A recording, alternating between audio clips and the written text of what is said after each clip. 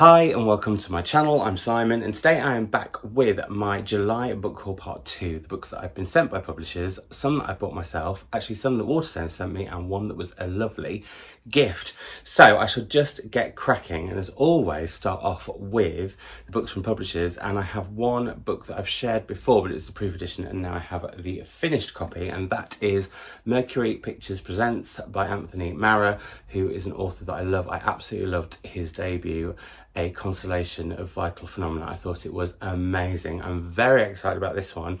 In his last book he looked at music, and in this one I think he's looking at cinema. That's what I'm guessing from the title, but I don't want to know too much. I don't often read the blurbs on books because I sort of simonize them in my head, which is based on like little snippets I've seen here and there, maybe one quick whiz through the blurb before I like put it aside for a bit. But I'm sure with a title like that it's going to be about cinema, so I'm very much looking forward to it. Then the lovely folk at And Other Stories sent me Boulder by Eva Baltasar, which is translated by Julia Sanchez from, it doesn't say, I wish they would say, because well, it can throw you. So not only would I like all publishers to put their translators on the cover, which I think is really key, but also inside say what it's translated from. I have heard amazing things about Permafrost, which I bought because of Rebecca Eats' book. She said it was an amazing, I can't remember, it's something to do with like an amazing lesbian something or other, but yeah, that intrigued me, and this is her new one. Perfect, of course, for Women in Translation Month, which it is this month here in August. Then, a book from, sorry, I'm trying to pile the books up so that I can just crouch down. I need to work out the system of having books here, and anyway, moving on. But basically, just to say, my zebra slippers, believe me, I do have them, got in the way a little bit and they were in danger of damaging my books. Anyway, next we have Brutes, which is a book that's out in 2023, February 2023, by Dizz Tate. I don't know much about this at all. I think it's to do with a group of girls and it's how they behave towards each other. I don't know whether it's present day or past. I just saw the lovely Josh at Faber sharing that it was like one of his favourite novels for next year, and I was like, oh, if you love it, I'm gonna love it. And so he kindly sent it, and I know not much, but once I've read it I'll tell you more. I bought this myself a few weeks ago, maybe even a few months ago. It was around Women's Prize finale time actually. It's You Be Mother by Meg Mason, which was her debut novel before Sorrow and Bliss, which has become the big hit that it has. I've mentioned this on the channel quite a few times. It's about a woman who gets pregnant. I think she gets pregnant by an Australian exchange student or something like that. Anyway, she goes back to Australia to find him. He's not interested and she ends up living with this woman who she keeps a secret from, and I think is keeping secrets herself, and you follow on from there. Looking forward to this. I may give this to my mother as I have 2 copies. We shall see. Then Heatwave arrived by Victor Jestin, which is translated by Sam Taylor from, guess what? Doesn't say. I don't like to either, I don't like to assume that it's going to be from where the book is set either. I just think, yeah, so I'm on a bit of a one about that at the moment. I don't know what this is about. I know that it is possibly a crime novel, which intrigues me and actually would be a great summer read. I'll be doing a video on summerish books that I've read that you might like to read over the summer. This could be one that's perfect for my summer. It's a serenely vivid novel that depicts the torments of adolescence in a sensual, carnal way. Oof.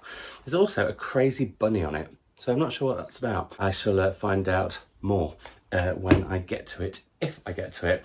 Another book in translation, which is translated from Taiwanese, I believe. No, Mandarin and the Taiwanese. See, this is really helpful. Europa know what they're doing. This is Ghost Town by Kevin Chen, which is about a man called Keith Chen, who is from a traditional Taiwanese family, but he's gay.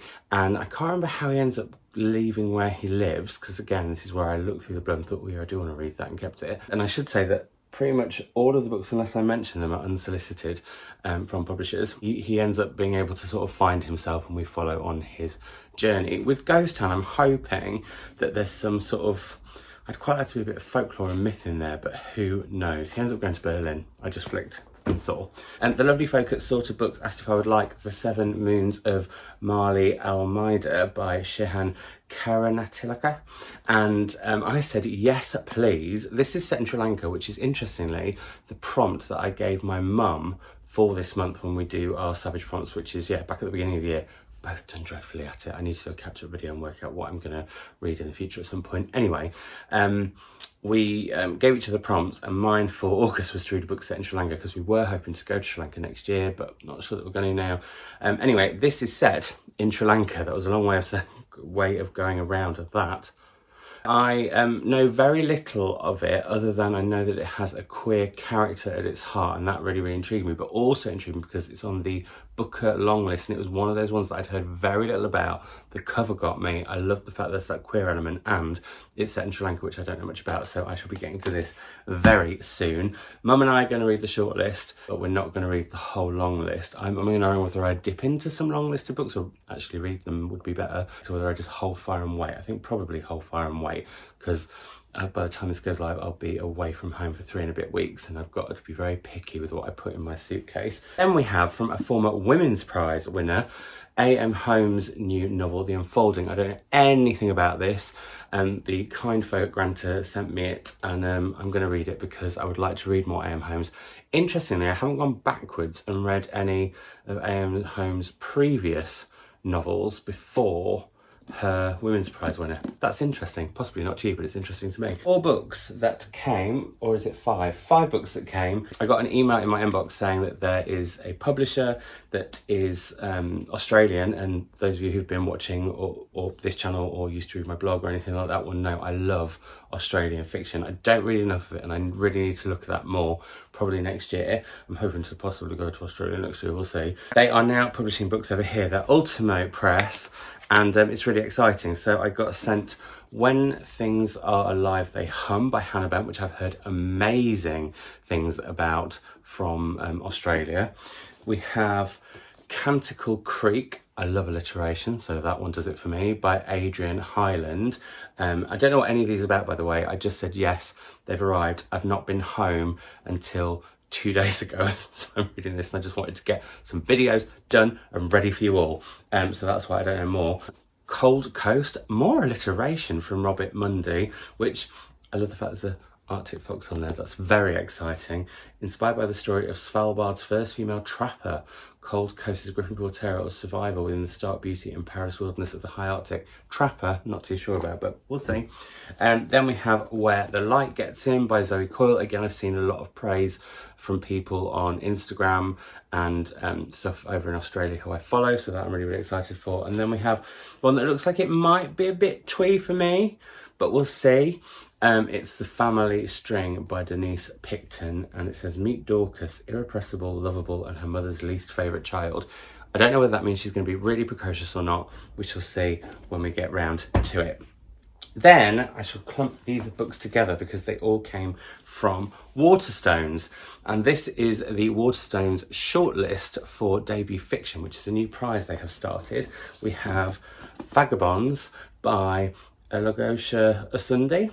We have, which is, I should say, about spirits and queerness in Nigeria. Then we have Trespasses by Louise Kennedy, which is about the Troubles in Ireland.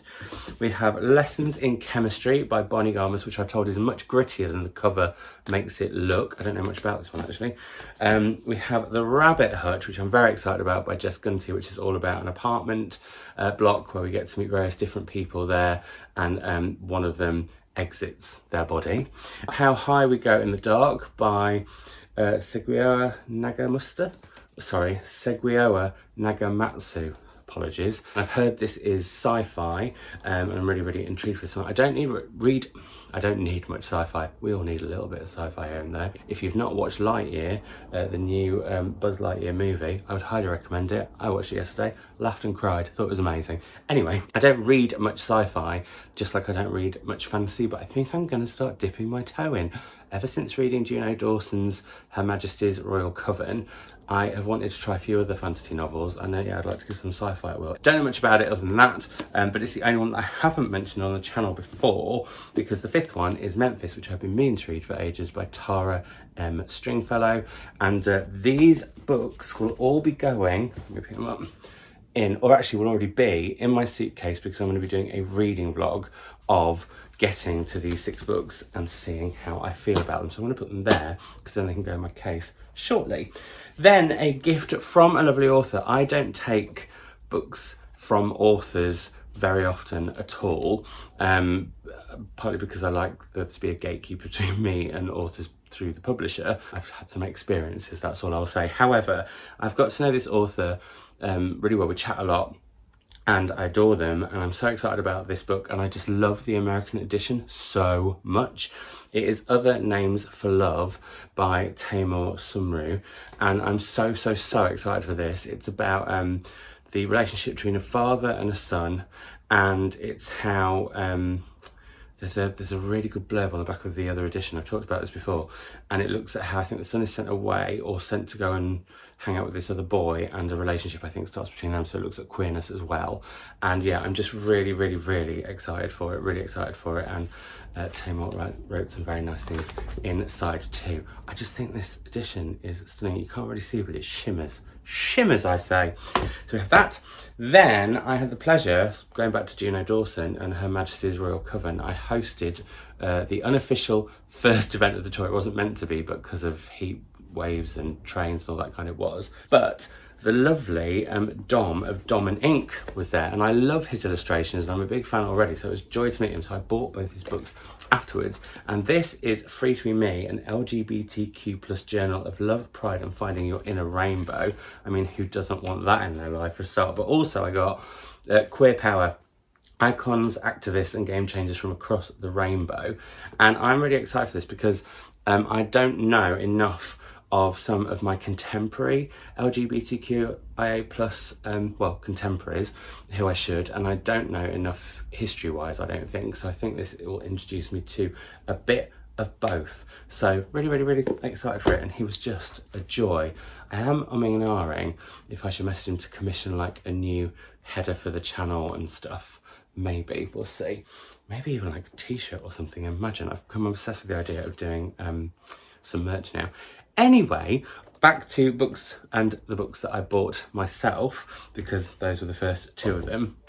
I also got myself Fieldwork in Ukrainian Sex by Oksana Zabuzko, and this is translated from Ukrainian by Helen Oyemi.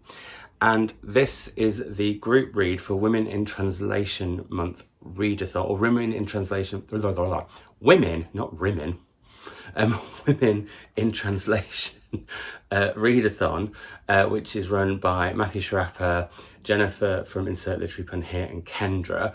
I will link all of their channels down below. And I do have a bit of an about anything Amazon Crossing, but hey ho, it is what it is. I know Anna really loves this, and I'll link her channel down below too, because she's one of my absolute faves. I don't miss a video of hers. She loved this. I don't know much about it. She gave enough insight that I think it's like a really important, poignant piece of Ukrainian writing. I think with everything going on, it's really important to read about it. So yeah, I may well be reading this imminently as I record this, although you won't see it because I'm joining in with Women in Translation Readathon and reading as many Women in Translation as I can this month alongside the Women's Prize debut list. We have a new independent bookshop on the Wirral where I live in West Kirby, and it's called West Kirby Books, in the West Kirby Bookshop. And I went there. It's run by the lovely Jordan, who I know because he does publicity for various indie imprints around the UK, and his partner Dan, and it is stunning. At some point I'm going to go and get some proper footage and have a good cuppa and a catch up with Jordan, and possibly do a video with him for Sky Arts Book Club Extra and all that kind of stuff. But when I was there, I couldn't not buy books, and so I got a finished copy of The King is Dead by Benjamin Dean, which I have mentioned on the channel before. I really enjoyed his book Me, My Dad and the End of the Rainbow, which was for middle grade. This is his first YA, which looks at what happened if the head of the monarchy was queer in the UK. Brilliant. And I know there is another book about that. I think this one's going to be better. I also got Paul by Daisy Lafarge, which lots and lots of people have raved about and said that I should read. I know it's quite confronting because Paul is not a very nice character. I think you end up just sort of, well, I was going to say loving to hate him, but just seething to hate him apparently. So yeah, intrigued for that one. I also got, before I knew it was longlisted for the Booker, I picked up After Sappho There by Selby Wynne Schwartz, and I'm really intrigued for this. This is looking at various different female writers' lives and kind of through vignettes going into their head. And you know, I love me some vignettes. And it just sounds quite experimental and quite new and different. And it's from Ultimo Press, who are a press that I don't read as many of their books as I should.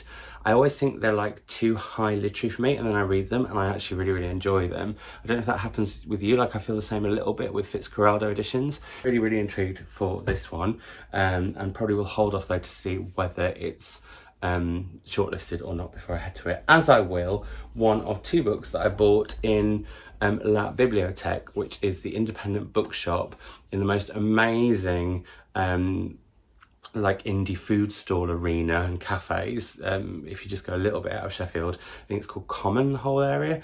And yeah, it was brilliant, and the bookshop there was really, really funky. And I picked up another long-listed book for the Booker, which is Case Study by Graham McCrae Burnett. I'm hearing people raving about this one and saying it's really addictive to read, so that's quite interesting. I did enjoy his Bloody Project, which was his previous one, which was of the Booker, and that had that kind of compulsive propulsion with it as well, so I'm intrigued for this one. And I also picked up Abdul Razak Gurner's Dotty. I actually picked up his Nobel Prize winner, which is over on my shelves over there, and I can't see now. Paradise, I think it was called. But this one, which is about Dotty, who finds solace amidst the squalor of her childhood by spinning warm tales of affection about her beautiful names. This one, when I was looking at his backlist, this just really sang to me of the story of this one. Paradise is literally on the back. Oh no, it was Afterlives. Was it Afterlives that made him win? Did I buy Paradise because it was on BBC Novels? No, it wasn't on BBC Novels at Chapter World. It was on the BBC's Big Jubilee Read, and I bought it because I was curating all of the library events for that, and he spoke up front row. And yeah, anyway, so I now have this one as well. I think that's probably going to be the one that I head to first out of his. Hawk Mountain by Connor Habib, and I think this is a queer tale, like suspenseful tale, that I think is going to be perfect for the autumn. I don't know why I said, I mean, I'd like it to be autumn now, quite frankly. Right now, this second, I just would. But yeah, I'm really, really intrigued for this one. And it's a 33-year-old Todd is playing at the beach with his son, Anthony, when he catches sight of an approaching figure. Instantly, he recognises Jack, his high school tormentor. And I think there's something going on there. So yeah, I'm intrigued for that one. I loved this author's first book, so when I saw this in the bookshop the other day, I was like, do you know what, I need to get my hands on that, and so I did. It's Pod by Lillian Paul, and the bees I absolutely adored. I found out this is sort of a loose triptych, or loose trilogy even, and I haven't read The Ice, which I need to at some point, but yeah, I wanted to get this because I just thought the hardback was beautiful, and I do want to support authors where I've really loved them. I think one reading vlog I'd like to do in due course, probably more like when I finish this job and I'm freer with my time, is to head to a second book by an author whose first book, or the first of their books that I read, I really loved, and read more. I'd also really like to do one where I go to authors who I've loved 2 of their books, and the third one will find out whether they can officially be a favourite author of mine or not, but that's a whole different thing. A poet whose collection I adored and have met him and loved him. He gave me a tour of the library in Dublin University, is Sean Hewitt, and this is his memoir, All Down Darkness Wide. I didn't need to know anything more about it than that in order to want to buy it, so I did. It's here. I'm hearing amazing things about that one. Yeah, I'm trying to think who was talking about it the other day. Again, I'm being really dreadful. Like, I think because I'm constantly on the go, and I don't feel like I'm stopping aside. Like, I worked 8 days straight before I had these 2 days off, and I'm about to go and work 10 straight from tomorrow. My brain is a little bit rude, plus I'm still getting over COVID and this chest infection thing. Anyway, I do know where I saw this one talked about, and I had my eye on it before because I follow the translator, but Willow over at Books and Bow has been raving about this. It's I Want to Die, But I Want to Eat Tobocki, and it's by Bake She, and it's translated by Anton Hurt. And Anton Hurt I just love on Instagram. He's fabulous. He makes me want to read every single book that he's translated. I still haven't read any, but I will. I adore him. Very excited for this. I thought it was fiction, but it's not. It's non-fiction, and it's the author keeping transcriptions of their therapy sessions with their psychiatrist, and Willow just said it was amazing. So yeah, really, really excited for that. I think I saw this one on Instagram, on Daryl's Instagram, the name of which has gone out of my head, but I'll link it down below because I love him. I wish he had a YouTube channel. Actually, Daryl, if you see this, get a blinking YouTube channel. Come on. And that is Lesser Known Monsters of the 21st Century, stories by Kim Fu. And he was just raving about these stories and just saying how incredible they were. And I was like, right, I need to get to them because also the cover's gorgeous. So this is an import, and actually the next few are imports because I ordered ages ago and this is taking ages for it to arrive. Joshua Cohen's how do you say this? Netanyahu's, which won the Pulitzer. It's out here already by Fitzcarraldo Editions, who I love because they publish really, really cool books. But the whole non-fiction in white with blue writing and the fiction in blue with white writing, I just don't want all my books to look the same. I think it's one of the reasons that I stopped getting as many Persephones, even though I love them. Yeah, I don't know. Anyway, I don't know much about this at all. It won the Pulitzer, so I bought it. That's me. Another book that I got imported from America. It's a memoir. This is Isaac Fitzgerald's Dirtbag, Massachusetts. I love Isaac Fitzgerald on Instagram. He's fabulous. He wrote a kids book that did amazingly in America. He also talks books on various different TV shows, and this is his memoir, which I think is unflinching and doesn't show him in the best light, but those I think can often be the best memoirs of all. And penultimately, in Lincoln, in Waterstones, they have a special room where they have loads of imported books for cheaper than paperbacks or hardbacks that they have on the shelves elsewhere. And I got myself, and I've wanted this cover for ages, and I've meant to read this all for ages. I have all of their books and I haven't read a single one, but I managed to get Gingerbread by Helen Oyemi, and I'm so excited for this one. But of course, because I love this edition so much, I need to check whether I've got a proof of it, or indeed the paperback of it, and I'll read that instead and keep this one pristine, because I think it's so beautiful. There's something so simple and gorgeous about that. I believe it looks at Gingerbread in Fairy Tale and Myths and rewrites some of them through the narrative that it has. So there we go. And last but not least, not an imported book, but I do these books in size order. I got the wonderful Alexandra Heminsley's Under the Same Stars, which is her debut novel. And I think this is going to be a joyous, escapist, comfortable, heartwarming yet heartbreaking treat. I love Alexandra, or Hemo, as many people will know her. We've had a few friend dates, but then the pandemic got in the way, so we need a few more, frankly. If you see this, we need to go out and have those, Hemo. But yeah, I'm really, really intrigued for this. It's also about sisters, and I do like books about siblings. So there we go. That is the books that I was sent by publishers, the books that Waterstones sent me, one from the lovely Tamor, and then all the books that I bought myself. If you've read any of these and you didn't like them, don't let me know that in the comments down below. Instead, because I'm excited about them, instead I would say let me know any of those that you've read and you've loved, or just let me know what books you have got recently that you're really excited for, and I will see you in another video very, very soon. Bye.